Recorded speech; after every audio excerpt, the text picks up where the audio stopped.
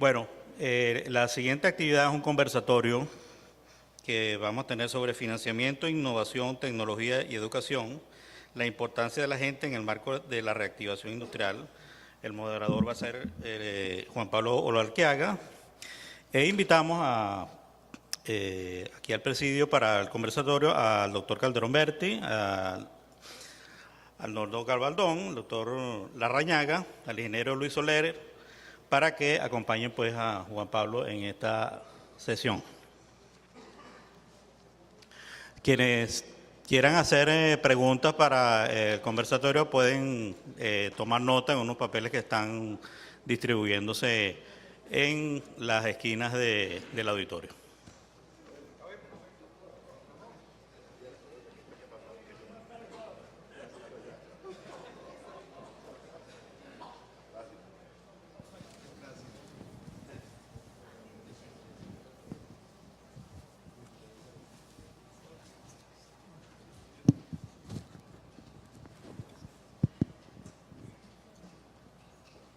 Aló, aló.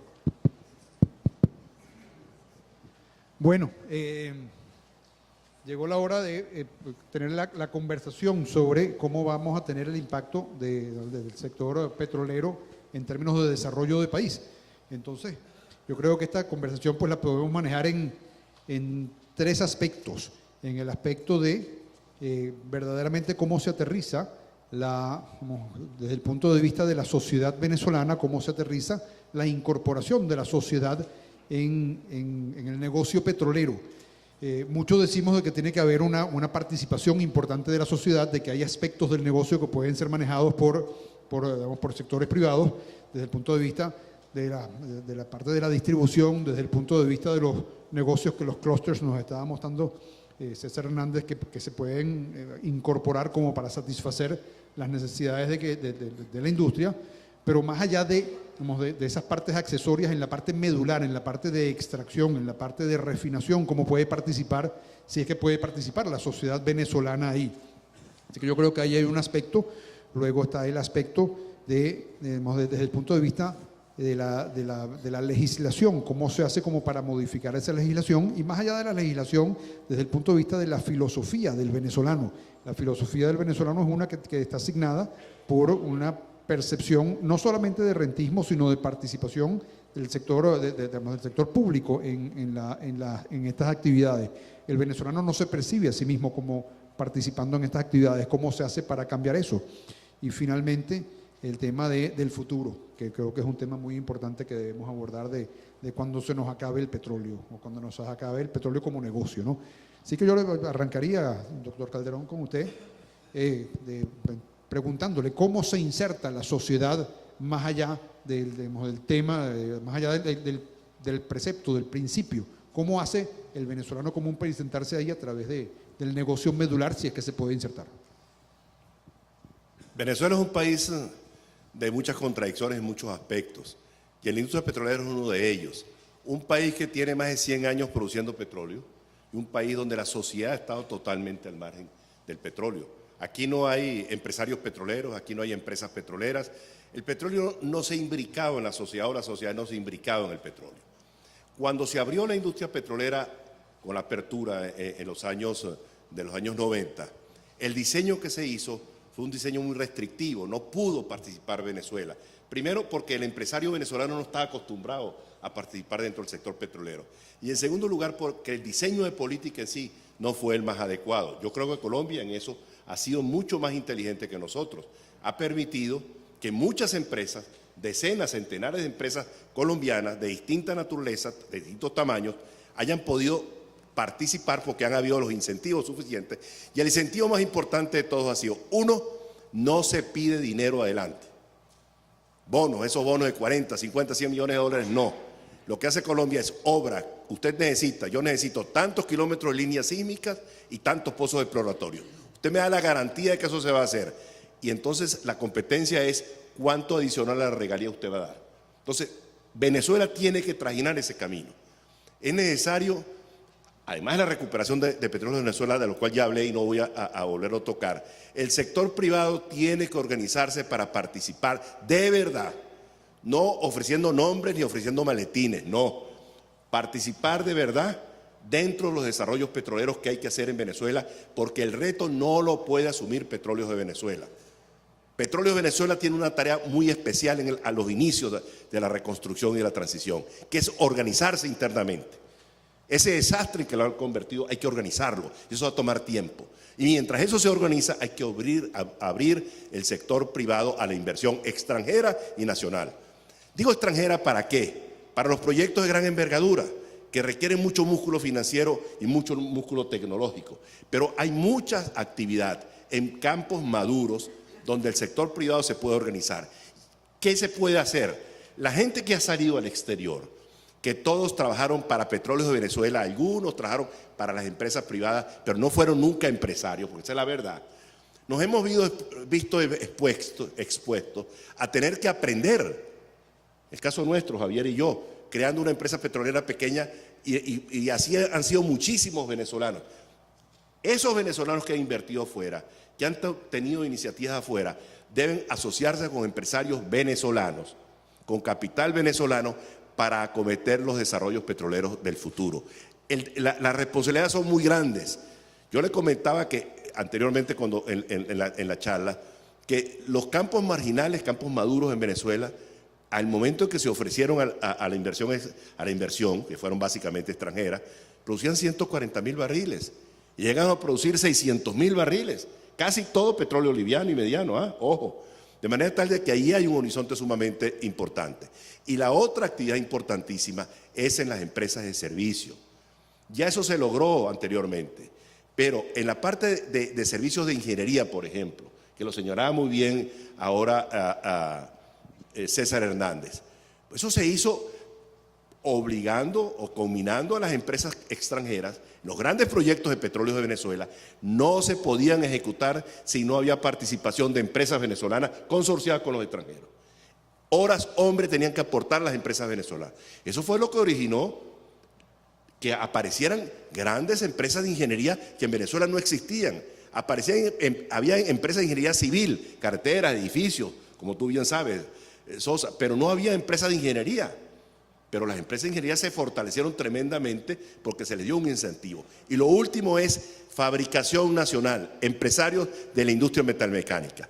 Mire, yo recuerdo que la primera vez que hablé con la gente de Petróleos de Venezuela sobre ese tema, me dijeron, mire, doctor Calderón, como me llamaran, hasta gordo me decían algunos cuando estábamos en privado, me decían, mire, es que lo que pasa es que los empresarios metalmecánicos venezolanos no producen de la calidad requerida.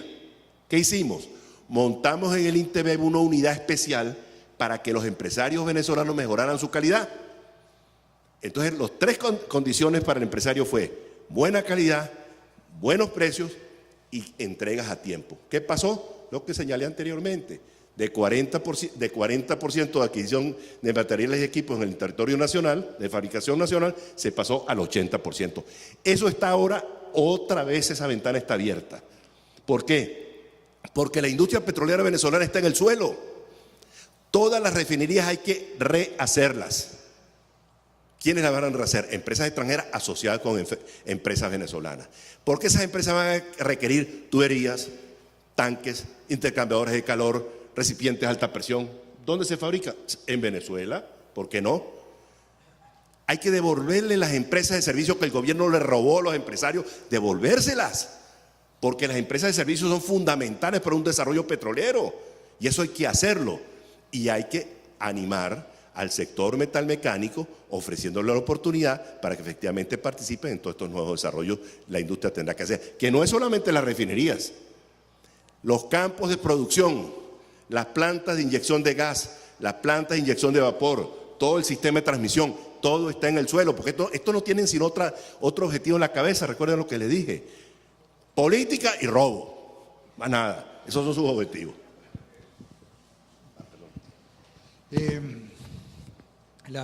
Vemos que el sector privado puede participar en el negocio petrolero, pero siempre estamos viendo de que es como accesorio, es un prestador de servicio o es un factor que añade, pero que no está en el negocio mismo, no vende el petróleo. Yo me pregunto, Arnoldo, ¿puede el ciudadano venezolano participar en el negocio mismo, en extraer o en refinar y comercializar? O eso es una parte que pues por su envergadura estaría vedada, y si está abierta para el venezolano mismo, para el ciudadano, ¿cómo sería eso? Especialmente contando de que tenemos un país que está totalmente quebrado. Entonces no hay venezolanos que puedan poner mucho capital ahí verdaderamente. Pienso que en un principio de la transición eso es muy difícil, porque un sector industrial completamente averiado como que tenemos en el presente y sin suficiente capital, porque el sistema bancario venezolano es una cosa microscópica en cuanto a capacidad para otorgar financiamiento a esas empresas. De manera que yo creo que tenemos que ver eso en una forma gradual en el tiempo, aunque por supuesto es deseable. Pero yo quiero dentro de este diálogo focalizar la atención sobre otro aspecto. Si partimos de la premisa de que ya el petróleo no es el motor que puede dinamizar nuestra economía, ha llegado el momento en que nosotros veamos la economía de una forma mucho más panorámica, y dentro de ese panorama, ¿qué papel puede jugar la industria petrolera? Arabia Saudita, que depende muchísimo más de petróleo que lo que nosotros dependemos, ha emprendido desde hace 2 años un programa de conversión económica para ver cómo logra diversificar su economía, pero para eso ha definido una política de Estado que tiene repercusión en el sistema educativo, en las universidades, en la mujer que está tan marginada en Arabia Saudita. ¿Cómo puede la mujer integrarse para que esa diversificación y su rol en esa diversificación económica? Entonces, nosotros creo que como sociedad tenemos que enfocar el problema petrolero con esa óptica. Hemos estado de acuerdo todos en que para cebar la bomba de la economía venezolana y alcanzar un equilibrio fiscal, lo que tenemos más a la mano, lo que haríamos una insensatez si no tomarla en cuenta, es la industria petrolera, con las reformas que se han propuesto. Pero tenemos que tener una visión de más de mediano y largo plazo para ver cuáles son las transformaciones profundas de la economía venezolana para que esa economía pueda ser sustentable en el largo plazo, y para que la economía genere el empleo que requiere la población creciente del país. Porque no hemos dicho en todo esto que la industria petrolera emplea un mínimo de gente.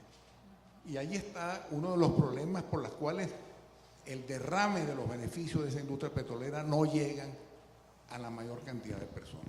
Bueno, entonces tenemos que ver y volver a lo que lamentablemente pues no atendimos en una forma de vida desde que el doctor Arturo Uslar Pietri propuso la siembra del petróleo. Hemos sembrado el petróleo, no podemos tampoco negar que la sociedad venezolana no sembró el petróleo en estos pasados 70 años, porque el país, si se toma una fotografía hace 70 años y ahora, el país cambió radicalmente, pero no hemos podido recomponer la economía del país de manera que el petróleo, que ahora por el entorno internacional y porque estamos en una transición energética que todo el mundo reconoce, tiene que adquirir las proporciones que le corresponden dentro del desarrollo de Venezuela. Muchas gracias. Aquí hay 2 preguntas que me llaman la atención, ¿no? La primera es para Javier, es: ¿Venezuela puede vivir sin petróleo? La segunda es una pregunta interesante, ¿no? Dice: ¿cómo hacemos para evitar que las platas mal habidas ingresen al negocio petrolero ahora, porque los capitales importantes están en manos de esos que robaron. ¿Cómo hacemos para excluirlos y que no pasen a ser los nuevos capitalistas? Arrancamos contigo, Javier. Muchas gracias. Bueno, yo quería hacer referencia, en el material que recibieron tienen un folleto que editamos en el Grupo Orinoco, que hace referencia a la pregunta, ¿tiene futuro Venezuela con su petróleo? Y la verdad verdadera es que ustedes lo han visto a lo largo de la presentación de hoy. Estamos llegando a un fin de la era del petróleo. Eso será 2040, 2050, 2060, pero en todo caso el petróleo, la era del petróleo no se va a acabar porque se acabe el petróleo, como no se acabó la edad de piedra porque se acabaron las piedras. Se va a acabar simplemente porque hay un cambio y una transición energética a nivel mundial, impulsada por el aspecto climático, impulsada también por la evolución tecnológica. Lo vimos en la exposición del doctor Calderón, del mismo doctor Gabaldón, de que la circunstancia mundial de precios bajos, con nuevas tecnologías, una situación petrolera desastrosa en Venezuela y un problema inclusive de seguridad energética en Venezuela, nos conduce como país a tratar de rescatar la industria petrolera en el corto plazo, recuperando su capacidad operativa, su capacidad productiva, fundamentalmente yendo a la explotación de livianos medianos en una manera más fácil y recuperando la capacidad instalada de producción en la faja del Orinoco, pero nos obliga a pensar como país hacia dónde debemos ir. Entonces me van a permitir que compartan con ustedes la visión que tenemos varias profesionales que estamos trabajando en este tema, y es que la recuperación energética y petrolera de Venezuela pasa en la primera de cambio por una etapa que podríamos llamar de emergencia, los primeros 90 días. Y esos primeros 90 días, tan pronto se produzca un cambio de régimen, tiene que ser alcanzar la normalidad operativa, retomar la normalidad operativa. Esa normalidad operativa debe seguir de una fase de recuperación y estabilización del rol de la industria petrolera en el desarrollo nacional. Y una tercera, que eso sería desde la etapa de emergencia, los 90 días, hasta alrededor de 2 años. Y a partir de los 2 años debíamos tener lo que debíamos llamar la transformación energética y de la palanca de valor de Venezuela. Y permítame ir en detalle sobre la última etapa. Esa transformación energética, nosotros como país tenemos una capacidad inmensa, no solamente en base de recursos de hidrocarburos, de petróleo y gas, sino en base de recursos energéticos. Le hace energía hidroeléctrica, le hace potencialidad de energía solar, energía eólica. Basta decir, por ejemplo, que solamente la potencialidad solar del estado Falcón daría para más de 20 veces el consumo actual de electricidad en Venezuela. Entonces, en la medida que seamos capaces de recuperar la industria petrolera, estabilizada su operación, maximizada la participación del sector productivo, todas las cadenas de valor que mencionaba César Hernández con tanto acierto, y participación en la actividad petrolera per se. Nos referimos, como decía el doctor Calderón, a participación en campos petroleros pequeños o medianos, participación en la industria aguas abajo. Ahí está el parque refinador, el parque industrial, por ejemplo, aguas abajo de la refinería Cardón. Ahí estaba previsto montar 14 proyectos industriales aguas abajo, como industrialización petroquímica y de manufactura de las corrientes de refinería. Y como eso está todas las áreas que pueden desarrollarse, pero inclusive en la faja petrolífera del Orinoco hay una potencialidad grande en esta ventana que nos queda, 30 años, 40 años de época petrolera, de generar muchos recursos para que sea la palanca de valor que construya un nuevo país que no dependa del sector petrolero. ¿Por qué como país petrolero, como país energético, en vez de exportar petróleo, exportamos en vez de moléculas electrones? y generamos más electricidad y exportamos a todos nuestros vecinos electricidad, generando una independencia mucho mayor. ¿Por qué no utilizamos la faja petrolífera del Orinoco en un uso distinto al uso de combustible? Aquí mencionaba Juan Pablo en la apertura, a título de referencia, no solamente en especialidades como puede ser lubricante o asfalto o productos especiales a partir de los destilados que se obtengan de la faja del Orinoco, sino del producto más pesado, el coque, el asfalto. ¿Por qué no generamos entonces la ruta del grafeno, que es el grafito en forma de un alqueno, que a nivel mundial, de hecho comparto con ustedes, yo me enteré ayer que está dando una charla en la Universidad Central de Venezuela, en la Escuela de Ingeniería Química, que acaban de conceder en el estado Cojedes a los chinos, no llamará la atención, un área para explotar grafito, porque los chinos son uno de los que están trabajando más en desarrollo del grafeno. Entonces le acaban de asignar un área para explotar el grafito y poder desarrollar grafeno en Venezuela para los chinos. ¿Por qué no explotamos de la faja del asfalto una ruta del grafeno? Y más allá, desde la época después de los años 80, cuando bajó el precio del petróleo, muchas compañías transnacionales petroleras entraron en la ruta del protoil, proteínas del petróleo. Y la primera que incursionó en esto, con mucho éxito, fue British Petroleum. Y por eso se empezaron a llamar ellos Beyond Petroleum, más allá del petróleo. Hoy en día, a nivel mundial, poca gente conoce que se produce más de 500.000 toneladas de proteínas, todavía para animales, como alimento para animales, a partir del petróleo.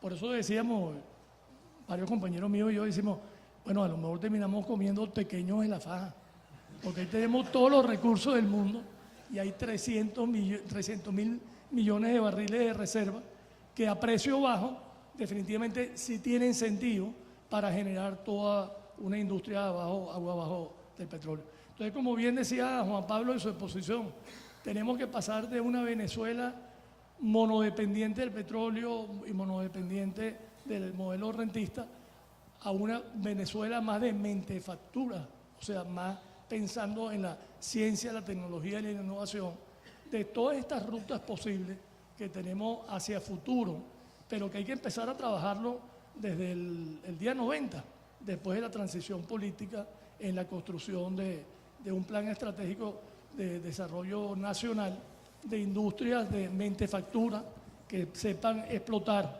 nuestra potencialidad energética y, por supuesto, nuestra potencialidad de petróleo en uso diferente al del combustible.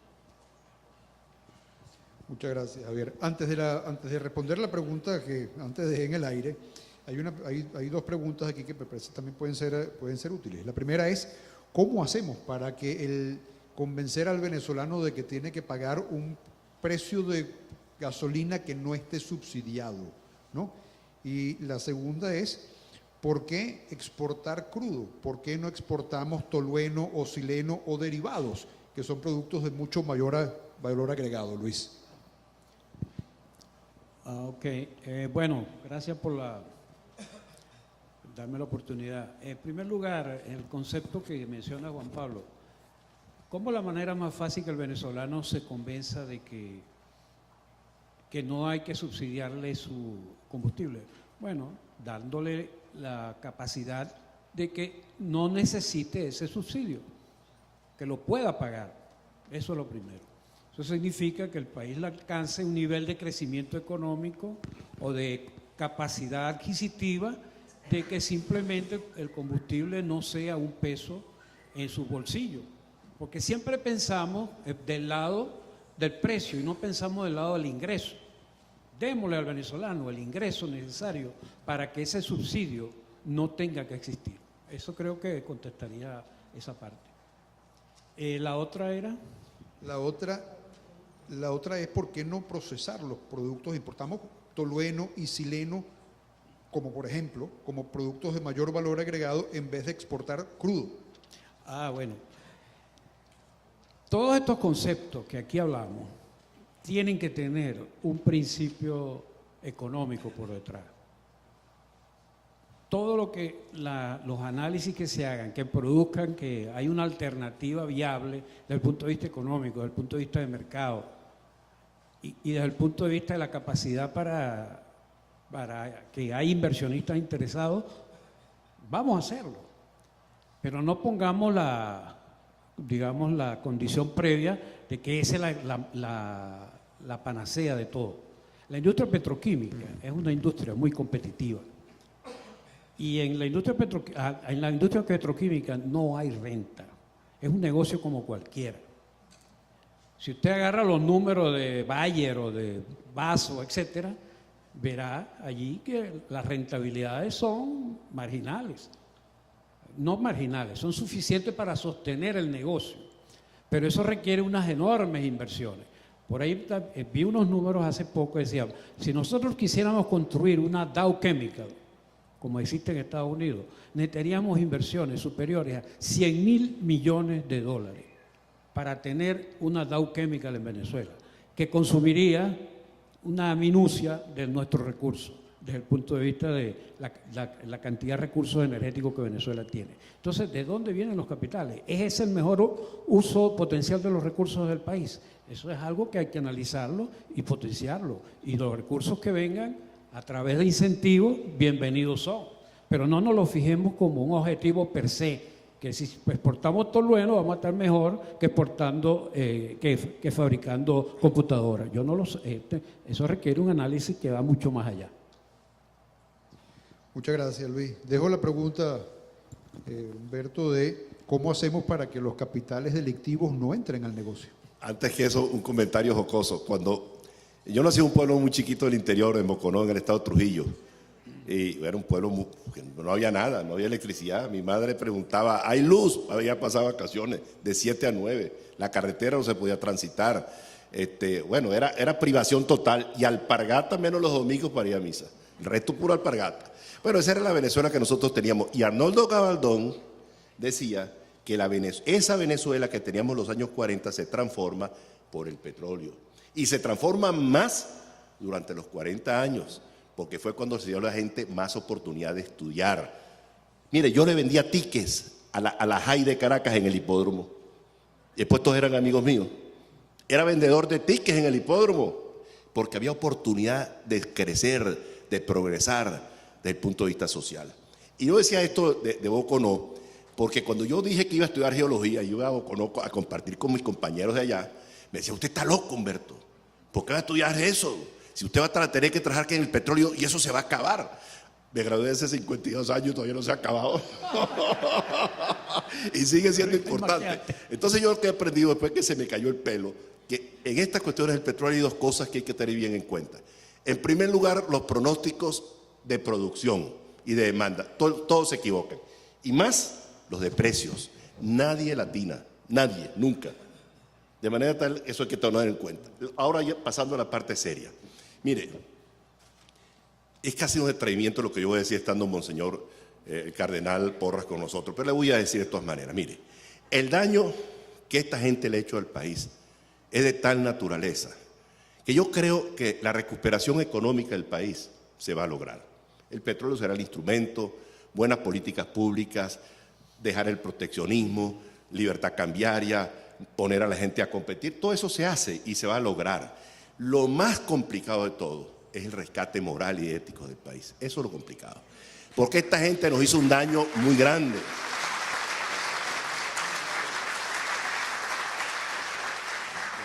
Y aquí tendrán que venir dos cosas, la prédica y la praxis, la acción. Los gobernantes y la sociedad tienen que dar ejemplo. Usted no puede pedir lo que usted no está en capacidad de hacer. Eso es fundamental. Los nuevos gobernantes de este país tienen que entender que la única forma de rescatar moral y éticamente este país es con el ejemplo. Ahora, por supuesto, toda la gente que de alguna forma u otra se ha enriquecido debidamente. A mí me encanta que la gente sea rica trabajando. Y hay muchas familias venezolanas tradicionales que se hicieron ricas trabajando. Y hay muchos nuevos ricos, algunos familiares de los que trabajaron, que también se han hecho ricos indebidamente, ¿o no? Ha sido así. A eso hay que buscarlos hasta abajo de las piedras. Y hay que hacerlos venir aquí a que den la cara a la justicia. Y hay que hacerlos que devuelvan el dinero. Y la sociedad venezolana tiene que tener una segregación hacia esa gente. No se pueden ser tolerantes con ellos. No se pueden convivir con esa gente, por Dios. Porque, bueno, vayan ustedes a Madrid. Todos los ladrones venezolanos están en Madrid y aparecen en el Ola y los tratan como unas grandes señoras y grandes señores, por Dios. Y eso no puede ser, mis queridos amigos. Yo creo que hay que buscar los instrumentos legales para que la gente que defraudó al país, defalcó al país, que saqueó al país, de alguna manera devuelvan lo que se han robado. Y por supuesto, no podemos permitirle que laven el dinero a la industria petrolera. Eso sería el colmo.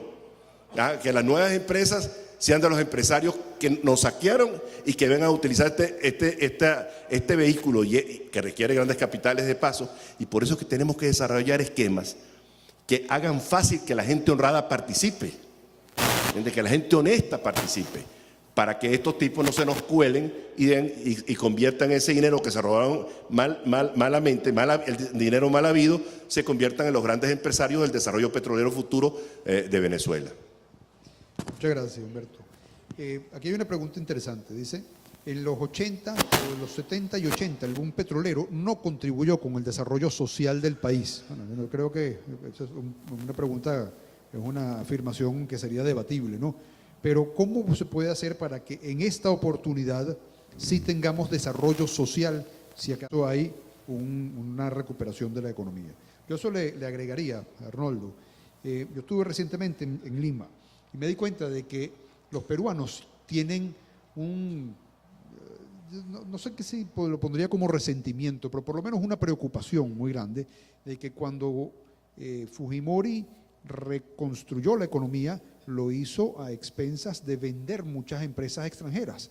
Entonces los peruanos se sienten que no participaron en la medida en que han debido participar después de haber pasado por toda la crisis. La pregunta entonces es, ¿podremos recuperar el tejido social con una recuperación de la economía? ¿Y cómo hacemos para que sea con una participación de venezolanos y no solamente a través de vender las compañías a los extranjeros? Ahora que tú has Acércate al micrófono. citado el caso del Perú, yo quiero compartir con ustedes una anécdota que se la suelo decir a mis estudiantes en la universidad y que tiene una profunda significación.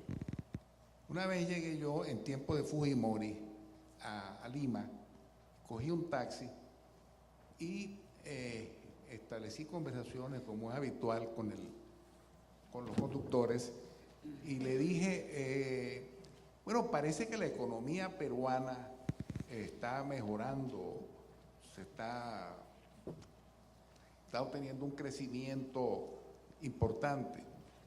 Y el conductor me dijo lo siguiente: mire, yo provengo de una familia de 4 miembros. Mi papá era obrero siderúrgico y los 4 hijos somos ingenieros, tal cosa, y yo soy administrador y tengo que manejar taxi para poder tener un ingreso mayor. Yo no puedo garantizar hoy en día que mis hijos puedan ser universitarios como fuimos nosotros en el pasado. Fíjense, lo que eso quiere decir es que no todo el crecimiento económico tiene la repercusión social que uno debe aspirar. Y entonces ahí viene el problema de las políticas públicas. Por eso es que la intervención del Estado para armonizar el crecimiento es fundamental. Y entonces pienso que en líderes de la sociedad como son ustedes, eso tiene que estar claro, porque muchas veces hay muchos sesgos que impiden. Ahora, ¿cuál es una forma evidentísima de que esas cosas puedan llegarle a la mayor cantidad de personas? Generando más empleo. Esa es la forma que al final permite el mayor bienestar. ¿Y qué es lo que hemos venido a tratar de aquí? A ver cómo el impulso que se le da a la industria petrolera tiene un enganche con el aparato productivo y ese aparato productivo pueda generar entonces una cantidad de empleo tal que se sienta mucho más amplio el beneficio social del retorno a un crecimiento económico más sostenido en Venezuela. Bueno, aquí tenemos, muchas gracias. Aquí tenemos, lo primero es un regaño de Isabel que me dice que me tengo que apurar porque nos queda poco tiempo. Y una pregunta que nos da oportunidad, solo nos da oportunidad para una pregunta adicional. Y la pregunta, yo diría que es la siguiente. Las inversiones que han habido por parte de rusos, indios y chinos, ¿son consistentes con los intereses de Venezuela o no lo son? Dejo, no sé, o Luis, adelante. ¿Cuál es la situación de estas inversiones? Realmente lo que ha habido son promesas de inversión y en algunos casos préstamos avanzados que avanzan, préstamos en efectivo que luego son cancelados con producción futura de petróleo. El caso de los chinos es así. Se crea el llamado Fondo Chino, donde el país o el gobierno recibe por adelantado capital o dinero para emplear en sus propios objetivos, que no necesariamente tienen nada que ver con la industria petrolera, y entonces le pasa el pasivo a PDVSA, la cual se ve obligada a cancelar ese pasivo a través de la venta de productos o de crudo a los chinos. Ese es el sistema que se ha mantenido. El fondo chino es un fondo rotativo.